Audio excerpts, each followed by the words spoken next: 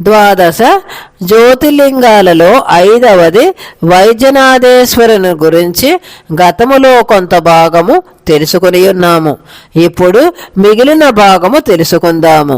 పరమేశ్వరుడు ఇచ్చిన ఆత్మలింగాన్ని రావణాసురుడు ఒక గొల్లబాలునికి ఇచ్చి చేతిలోనే ఉంచమని కింద పెట్టవద్దని చెప్పి సంధ్యారాధనకు వెడతారు.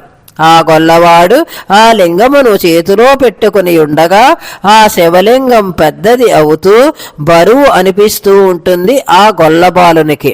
రావణాసురుని రాకకై నిరీక్షిస్తూ ఉంటాడు ఆ గొల్ల పిల్లవాడు. కానీ ఆ లింగం బరువు మోయలేక కింద పెట్టి అక్కడ నుంచి వెళ్ళిపోతాడు.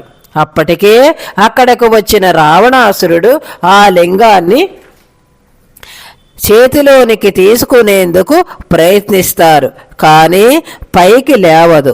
దానితో చేసేది ఏమీ లేక అక్కడ ప్రతిష్ఠితమైన ఆ లింగాన్ని భక్తితో అభిషేకించి అక్కడ నుంచి వెళ్ళలేక విచారముతో తన నగరానికి చేరుకుంటారు రావణాసురుడు.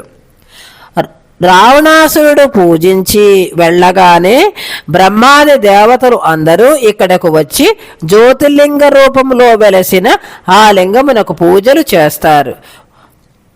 మనుష్యులకు అంతు తెలియని రోగాలు సైతం నీ సందర్శనా భాగ్యంతో రూపుమాపి పోయేటట్లు అనుగ్రహించు పరమేశ్వర, దీనివల్ల నిన్ను జనులు వైద్యనాథేశ్వరునుగా పిలుస్తూ కొలుచుకుంటూ ఉంటారు అని దేవతలు ప్రార్థించగా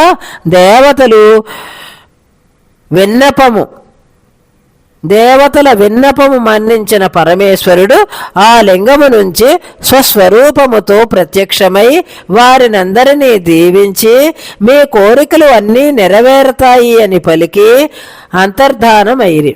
ఆ తర్వాత జ్యోతిర్లింగము భీమశంకరుని గురించి తెలుసుకుందాము.